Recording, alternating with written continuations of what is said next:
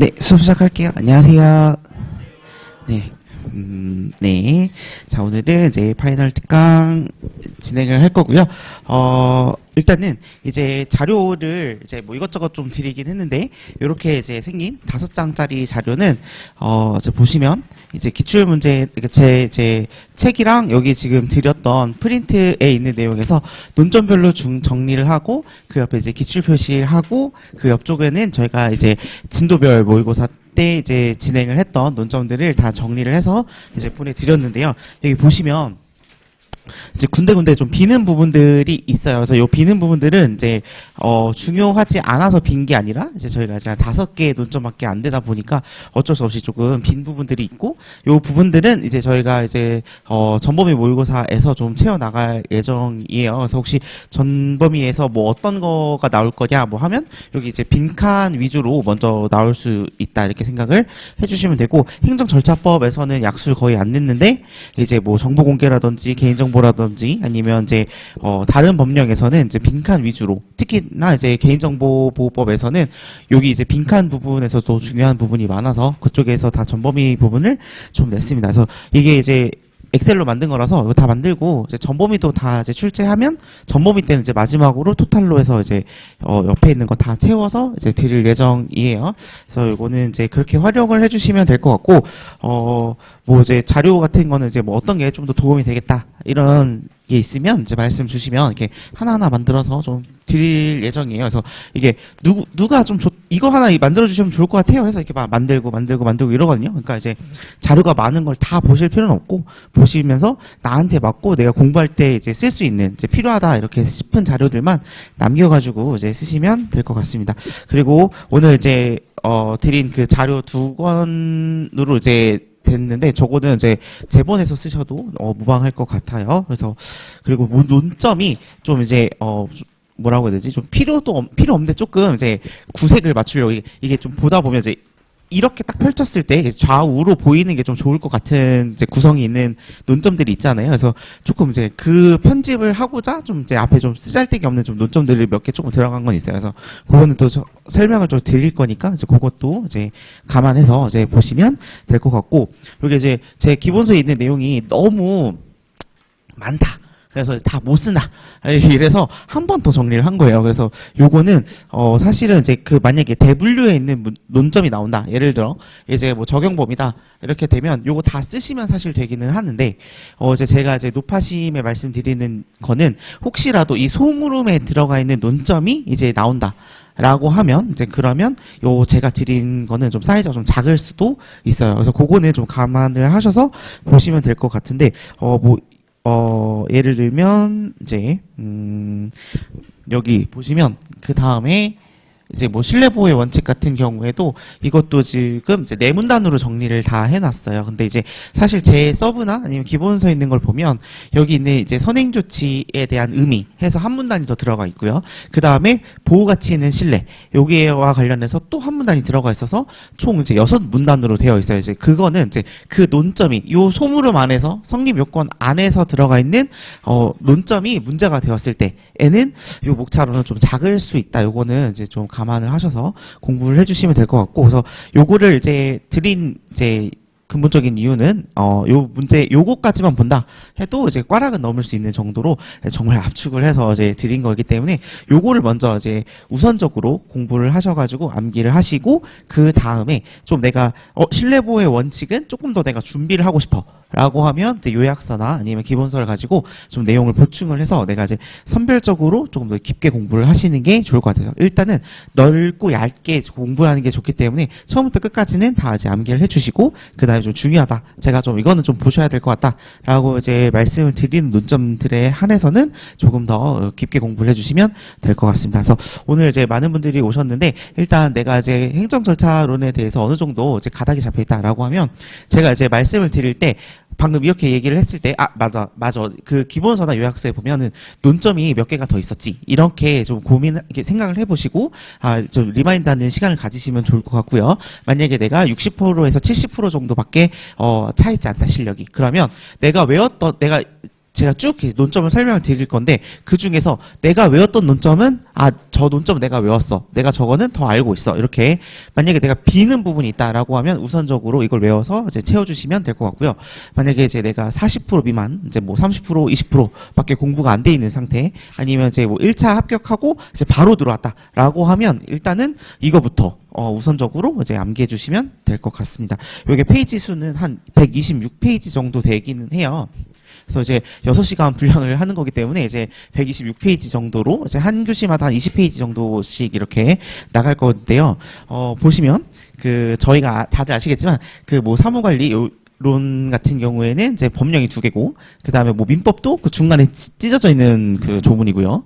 자, 그 다음에 이제 실무법도 몇 개 법령이 안 되죠. 근데 저희는 9개 법령인데, 이 정도 줄였으면 이건 정말 이제 더 이상 줄일 게 없는 거예요. 이제 요거는 이제 더 이상 이제 해달라고 해도 할 수가 없어요. 이제 여기는 이제 여기까지는 그래도 좀 암기를 해주셨으면 좋을 것 같고요.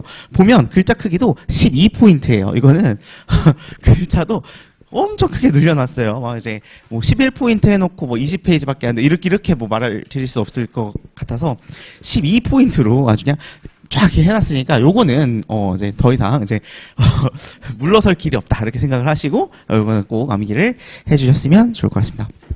자, 이제 소설이고요. 오늘은 이제 신뢰보호 원칙 여기서부터 이제 진행을 해 보도록 하겠습니다. 자, 일단 요 전에 요거 이제 적용 범위 여기서부터 시작을 할게요. 저희 페이지로는 4페이지 이렇게 되어 있습니다.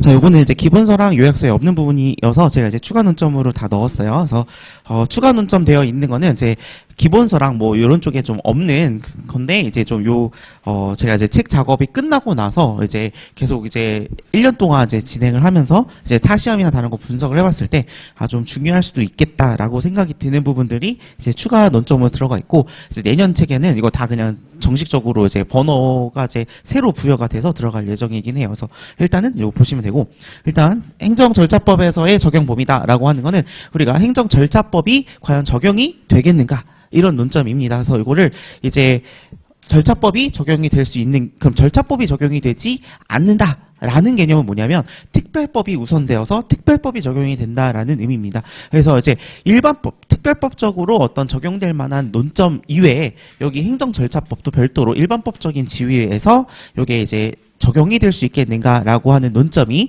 이제 보시면 이제 적용 범위와 관련된 논점이고요. 여기에서 보통 적용 제외 사항을 보통 많이 쓰시는데 여기 밑에보다도 일단 원칙 부분은 짚어주고 그 다음에 들어가는 게 가장 중요합니다. 그래서 원칙에 보시면 행정 절차에 따라 행정 절차에 관하여 이 법에서 정한 바에 따른다. 그래서 여기 보시면 행정 절차에 관하여 그리고 이 법에 정한 바에 따른다. 이 부분을 이제 포인트 삼아서 쓰시면 되고요. 여기 들어가 있는 이제 여기는 이제 처분과 관련되어 있는 처분 등에 대해서 적용이 된다. 이렇게 보시면 되고요. 처분 등이라고 하는 것은 우리가 처분뿐만이 아니라 뭐 행정계획, 그다음에 행정예고, 아니면 행정상, 뭐 입법예고, 이런 뭐 행정지도 여기까지 해서 총 쭉 다 이제 적용이 된다. 이런 내용이 이제 들어가 있다. 이렇게 생각해 주시면 되고요. 요 밑에 있는 내용을 잘 써주셔야 되는데 여기에서는 이제 보면 국회 의결 이게 좀 세트를 맞춰가지고 암기를 해주셔야 됩니다. 그래서 이제 국회의 의결을 거치는 사항, 그리고 법원의 재판에 의하는 사항, 헌법재판소의 심판을 거쳐서 행하는 사항, 그 다음에 선관위의 의결을 거치는 사항, 감사원의 결정에 거쳐서 행하는 사항에 대해서는 적용이 되지 않더라라는 내용 적어주시고요. 여기 6, 7, 8 요거는 이제 뭐 6 같은 경우는 이제 형사와 관련되어져 있는 형집행과 관련되어 있는 내용이고요. 밑에 있는 7호는 이제 중대한 이익을 현저히 해칠 우려가 있는 사항 뭐 이러고, 이제 8 같은 경우는 이제 불복 절차에 따른 사항 이렇게 외워주시면 될 것 같습니다. 근데 요거는 이제 만약에 너무 이제 처음이라 외우기 힘들다라고 생각이 드시면 여기 1번에 있는 거 요거는 외워주시고요. 그 다음에 6, 7, 8은 사실 조금 생략을 한 다음에 여기서는 9가 좀 중요한 부분으로서 이제 구호는 꼭 적어주시는 게 좋습니다. 그래서 그리고 구호를 적어주실 때에는 우리가 이제 병역법에 따른 징집 소집, 그리고 외국인의 출입국 등에 관한 사항, 그리고 공무원과 관련된 징계에 관련된 사항, 그리고 이해 조정을 목적으로 하는 그러한 사항인데 플러스 성질상 행정 절차를 거치기 곤란하거나 거칠 필요가 없다고 인정되거나 아니면 이에 준하는 사항. 그래서 1, 2, 3 다 적어주셔야 됩니다. 그래서 우리가 요거를 보실 때 얘는 행정절차법이 적용이 되는 케이스가 있고 그 다음에 적용이 되지 않는 케이스들이 있어요. 적용이 되지 않는 케이스 같은 경우에는 이제 다른 법률에서 정하고 있는 그 행정 절차가 적용이 된다. 이렇게 이해를 해주시면 좋을 것 같은데, 그래서 우리가 지금 시험에 나왔던 부분은 여기 이제 적용이 되지 않는 것이 이제 9회 때 시험에서 나온 적이 있었죠. 그래서 요거는 이제 이렇게 되고, 그래서 다른 법률에서의 정하는 행정 절차를 우리가 사실 알고 있어야 되기 때문에 여기에 대해서는 이제 문제가 이제 적용되지 않는 쪽으로 풀어서 나가는 거는 사실 쉽지 않아요. 근데 그래서 그 문제에서는 어떤 처분 설명서 같은 것들을 교부하지 않았다라고 해서 아예 절차상 하자가 있다. 그 관련 법령상에 절차상 하자가 있다라는 것을 문제에서 아예 명시를 해주고 그 뒤에서 이제 절차상 하자의 독자적 위법성 요 논의로 이제 쭉 이끌어서 이제 문제를 풀었던 게 저희 기출 문제였었고요. 그리고 이제 적용이 되는 케이스에서는 우리가 이제 사례형 모의고사에서 봤던 이제 그 유승준과 관련된 어떤 사증 발급 거부에 대한 그 행정 절차 요거 하나랑 그 다음에 이제 육군 사관 그 3사관 학교의 그 생도에 대한 퇴학 처분에 대해서 그 행정 절차법이 적용이 되었고 그래서 그 문제를 쭉 풀었던 저기 기억이 나시겠죠? 그래서 그렇게 이제 기억을 하셔가지고 적용되는 케이스와 적용되지 않는 케이스 두 개 이제 구분해서 이제 문제를 풀어 나가실 수 있어야 되고요. 만약에 적용이 된다라고 하면 우리 이제 행정절차법상에 있는 이제 절차를 보셔야 됩니다. 보시면 공통적인 절차로 보시면 저희가 이제 두 문자로는 기, 방, 정보 이렇게 외우는데요. 이제 기 같은 경우는 처분 기준에 대한 설정 공표이고요. 그 다음에 이는 이유 제시고요. 그 다음에 방은 처분의 방식은 문서로 해야 한다. 이런 내용이고 정은 정정이고요. 마지막으로 고 같은 경우에는 고지입니다. 이 고지는 좀 뒤쪽에서 나올 건데 우리가 이제 어떠한 처분을 받았을 때 이 처분에 대해서 행정심판이나 소송을 제기할 수 있어요라고 알려주는 것이 이제 고지제도다. 이렇게 보시고요. 그 다음에 수익적 처분과 침익적 처분 이렇게 있고 침익적 처분에서는 사전 통지 그리고 의견 정치 정치 안에는 청문, 공청회, 의견 제출 총 3가지가 들어있다. 그래서 우리가 이제 적용이 되는 케이스다라고 하면 행정절차법상에 어떤 절차를 거쳐야 되는지를 검토를 해가지고 이제 답을 써내려 가시면 되고요. 근데 만약에 적용이 되지 않는다라고 하면 다른 법률 요것과 관련되어서 이제 다른 법률상 거쳐야 되는 행정절차가 무엇인지를 문제를 통해서 찾으신 다음에 찾게 되면 바로 이제 절차적 하자의 독자적 위법성 논의로 바로 풀어서 이제 답을 해주시면 좋을 것 같습니다. 그래서 이렇게 정리를 해주시고요. 요 만약에 적용이 되는 케이스다라고 했을 때는 1번 원칙 적어주시고요. 2번 적용 예외사항 적어주시고요. 그 다음에 3번 관련 판례 적고요.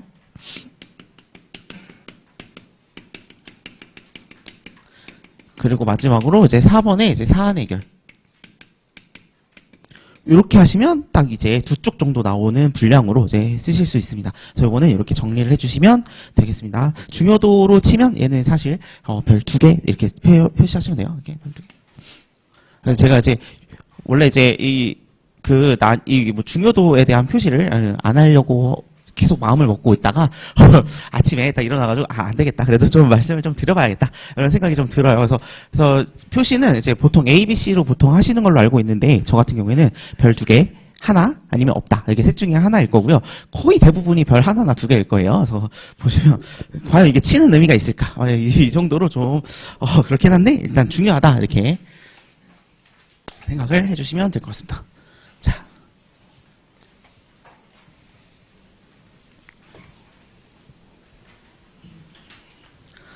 자, 그 다음에는 이제 신뢰보호의 원칙과 관련된 내용을 보도록 할게요. 이 신뢰보호의 원칙이다라고 하면 우리가 신뢰보호의 원칙은 무엇이냐 이런 게 좀 중요합니다. 그래서 무엇이냐라고 하면 자, 행정청이 어떠한 언동을 합니다. 내가 이런 거 해줄게. 그럼 이제 그 사람이 그걸 믿고 어떠한 절차들 뭔가를 하겠죠. 이 사람이 뭐 돈을 들였다든지 시간을 들였다든지 노력을 들였겠죠. 그런데도 불구하고 그 믿음에 대한 반대로 그러한 이제 처음 했던 약속과 다른 나 이거 안 해줄 거야 라고 하는 이거에 반하는 처분을 했을 때 이 사람의 신뢰를 보호하는 쪽으로 해서 그 거부 처분은 위법하다라는 식의 어떤 내용이 이제 신뢰보호의 원칙이다라는 거고요.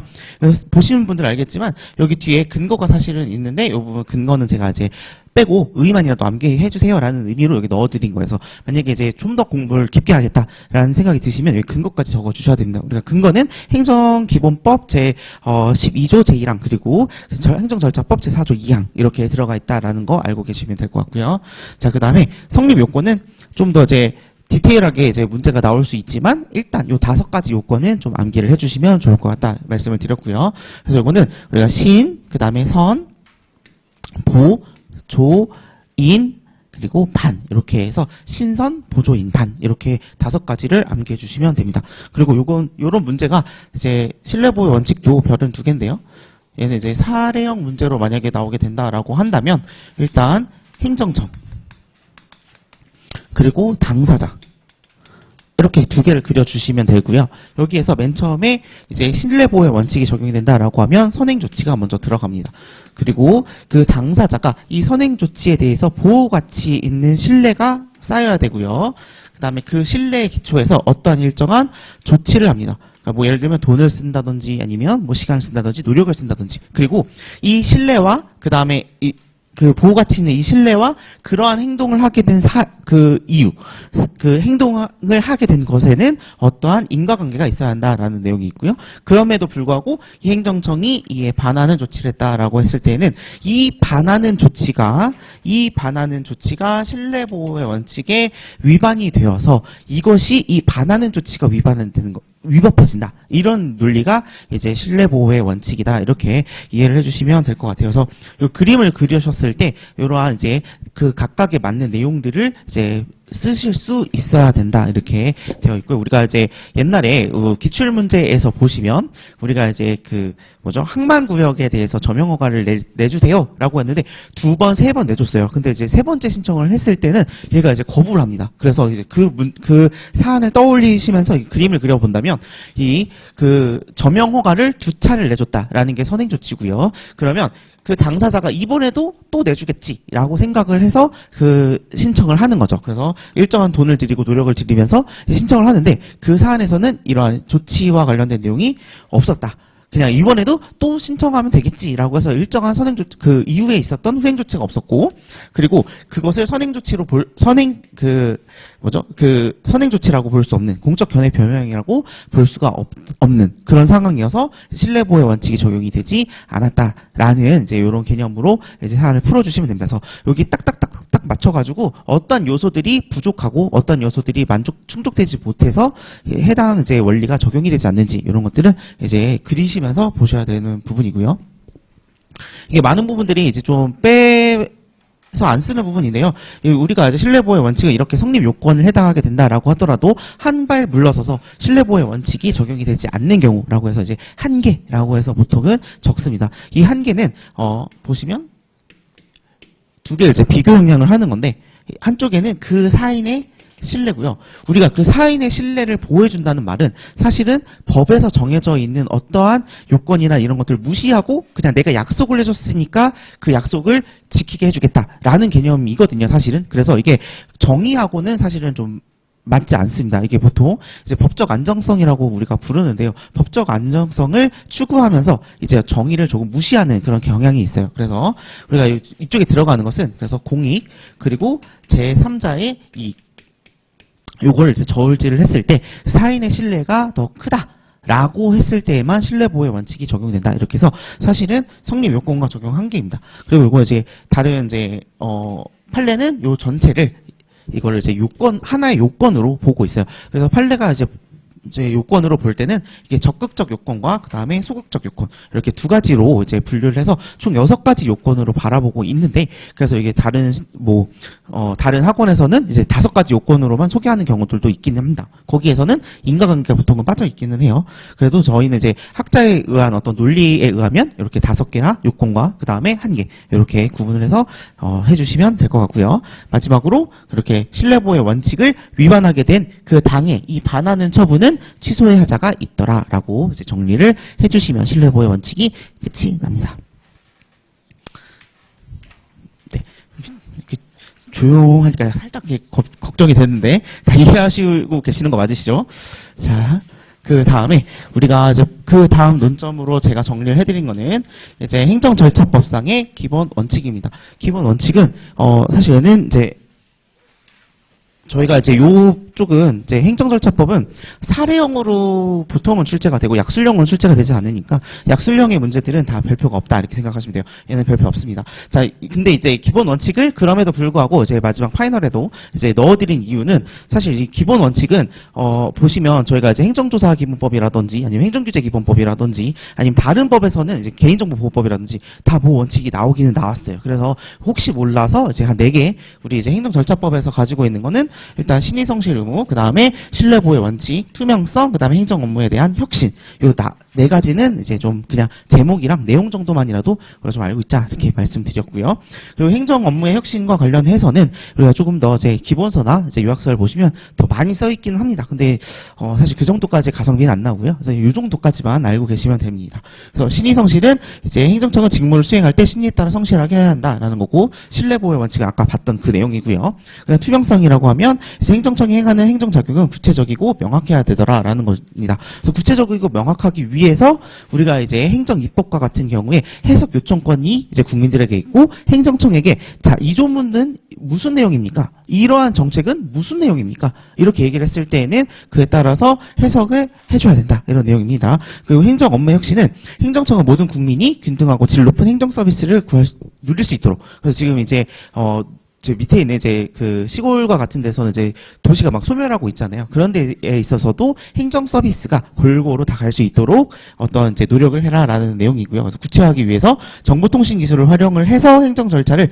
적극적으로 혁신할 수 있도록 바꿔줘야 되고요. 또한 행정청이 생성하거나 취득하고 관리하는 그 데이터를 이제 행정 과정에서 활용하도록 노력해야 됩니다. 그래서 위에 있는 거는 정보통신 기술을 활용을 해서 행정 절차를 적극적으로 혁신하도록 하는 거고 밑에 있는 거는 이제 데이터를 가지고 행정에 활용해라 이런 내용입니다. 그래서 행정청은 업무 혁신 추진에 필요한 어떤 이런 여러 가지 지원 방안을 마련해라 이런 내용이 나옵니다.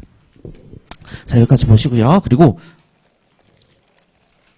한 가지 더 말씀을 드리면 그 이제 얼마 전에 이제 7월 10 며칠인가 그때 이제 그 감정평가사 2차 시험이 있었어요. 거기서 나왔던 이제 문제들을 좀 이제 유출을 좀 해보면 거기서 나왔던 것 중에 하나가 이제 저희 감정평가사법에서도 감정평가사는 신의에 쫓아 성실하게 행동해라라고 하는 신의성실 의무가 있거든요. 그게 이제 시험에 한번 나온 적이 있어요. 그래서 혹시나 해서 여기도 같이 봤고요. 그리고 또 그 감정평가사 시험에서 손해배상의 보장제도가 또 감정평가법에 있는데 그게 나왔거든요. 그래서 저희도 마찬가지로 개인정보보호법 넘어가시면 그 손해배상 보장제도는 꼭 중요하게 보시면 좋을 것 같습니다. 자, 이렇게 됐고요.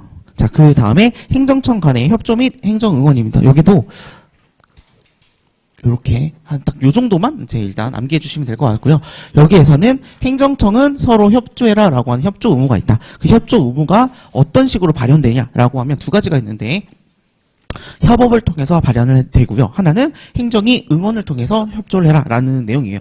그 우리가 보시면 행정협업이다라고 하는 건 저의 행정 절차론에서는 그렇게 크게 중요하지는 않습니다. 요게 이제 그 다음에 행정협업과 관련을 해서 이제 특별법이 있고 그 특별법으로 넘어가시면 여러분들이 사무관리론에서 배우시잖아요. 그러니까 이거는 사무관리론에 있는 내용을 그냥 좀 거기 있는 거 빠삭하게 외우셔가지고 혹시라도 이게 나온다라고 하면 그냥 거기 있는 거 갖다 바르시면 될 것 같아요. 우리는 이거 외우지 말고 자 우리는 응원을 외우시면 됩니다. 근데 되게 이제 이건 안 해도 돼요 하면 되게 표정이 밝아요. 근데 그렇지 않으면 표정이 되게 점점 어두워지시는 이제 앞에서 보니까 다 보이는데 자 아무튼 그래서 요거는 이제 그래서 좀 넘기고 우리가 그래도 한 줄 이제 협조 의무 있다. 그리고 협업 있다. 협업과 관련돼서 이제 뭐 요 응원 나오면 그래서 협업 앞에 있는 거는 살짝 좀 건드려 주는데 이거는 사무관리론에서 있는 지식으로 건드리고 넘어간다. 이렇게 보시고요. 그 다음에 행정응원인데 행정응원은 결국 내가 이거를 도와주세요라고 얘기를 했을 때 그쪽에서 도와주는 것을 우리가 이제 행정응원이라고 합니다. 그래서 행정응원을 요청하고 그럼 저쪽에서 하는 것이 그 요청에 응해서 도와준다. 이게 이제 응원이거든요. 그래서 행정의 응원은 이제 도와주는 것이 행정응원입니다. 그래서 내가 이걸 요청하고 그럼 그쪽에서 거부 사유가 없으면 와서 도와주고 이렇게 되는 거죠. 그래서 여기 보시면 그 요청 사유가 있고 그 다음에 거부 사유가 있습니다. 그 다음에 보시면 그 법률 관계 이렇게 하나 들어가 있는 거죠. 자 보시면 그래서 응원은 일반적인 어떤 협력을 다른 관청에 요구하는 경우 이러한 요구에 응하는 그러한 협력 행위를 우리는 이제 행정 응원이다라고 해서 여기 정의는 꼭 반드시 암기를 해주셔야 되고요. 자, 그 다음에 행정응원의 요청은 두 가지 사유가 있습니다. 법령상의 이유와 사실상의 이유다라는 거고요. 법령상의 이유로 나에게 어떠한 행정 권한이 없기 때문에 이러한 행동을 독자적으로 할 수가 없어서 그 행정 권한을 가지고 있는 자에게 응원을 요청하는 거죠. 그래서 우리가 요거와 관련을 해서는 저희가 이제 사례형 모의고사에서도 한번 본 적이 있죠. 그래서 이제 대집행을 하러 들어가야 되는 건데 그 사람이 이제 막 누워있어. 그럼 이 사람이 이제 이 사람 드러낼 수 있는 권한이 그 행정 대집행을 하는 그 관청에서는 권한이 없었기 때문에 그거를 경찰에다가 응원을 요청을 하고 그쪽에서 거부 사유가 없었다라고 하면 그 도움을 받아서 행정권의 그 경찰권을 이제 투입을 해서 그 사람을 드러낼 수가 있더라라는 내용이 이제 한번 본 적이 있었죠. 그리고 이제 사실상의 이유다라고 하는 건 장비나 시설 등이 부족하는 것들을 이유다 이렇게 보시면 되고요. 그 다음에 2번과 3번은 이게 한 문장으로 좀 엮고 싶긴 했는데 그러면 이제 또 내용이 좀 이상해져서 저는 일단 두 개로 나눴는데 이거는 여러분 외우실 때는 한 문장으로 외우셔도 됩니다. 이거는 뭐냐면 행정관청 밑에 그 기관이 없는 거예요. 그러니까 다른 행정기관 밑에 있는 그 기관이 필요한 것. 이럴 때 혹은 다른 행정청이 가지고 있는 자료가 필요할 때. 그래서 이거는 앞에 있는 두 개는 이제 법령 등이나 사실상의 이유로 내가 할 수 없을 때. 두 번째 거는 다른 행정청이 가지고 있는 기관과 자료가 필요할 때. 이렇게 외워주시면 되고요. 세 번째는 다른 행정청이 하는 것이 보다 능률적이고 경제적일 때 이렇게 외워주시면 됩니다. 자, 그러면 이제 거부사유다라고 했을 때는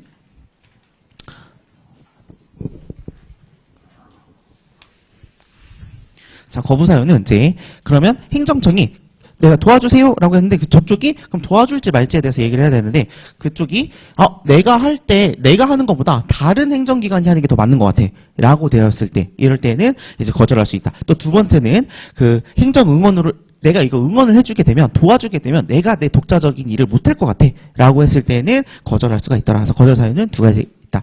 나보다 저 사람이 하는 게 더 나을 것 같아. 그리고 하나는 내가 하면 내 일을 못할 것 같아. 이렇게 됐을 때 두 가지 이렇게 보시면 되고요. 그럼 어떠한 법률 관계가 형성이 되는가라고 하면 도움을 요청한 쪽이 있을 거고 도와주는 쪽이 있겠죠. 그래서 관리 감독은 도움을 요청한 쪽이 하고요. 돈도 도움을 요청한 쪽이 한다. 이렇게 적어주시면 됩니다. 그래서 여기는 지휘 감독과 그 다음에 비용과 관련된 내용 이렇게 두 가지로 보시면 되고요. 우리가 이거를 좀 공부 좀 많이 하신 분들은 이제 지휘 감독을 받는다. 여기에서는 이제 법령상 다른 이유가 있는 경우 다르게 적혀져 있는 규정되어 있는 경우에는 그에 따른다 이렇게 되어 있고요. 우리가 이제 비용은 이제 요청한 행정청이 부담하는 것이 원칙이지만 그런데 이제 협의로 인해서 그 방법이라든지 지급 시기 이런 것들을 분담 범위 이런 것들을 다 정할 수가 있더라. 뭐 여기까지는 이제 공부하신 분들은 좀 이제 더 채워서 이제 암기를 해주세요.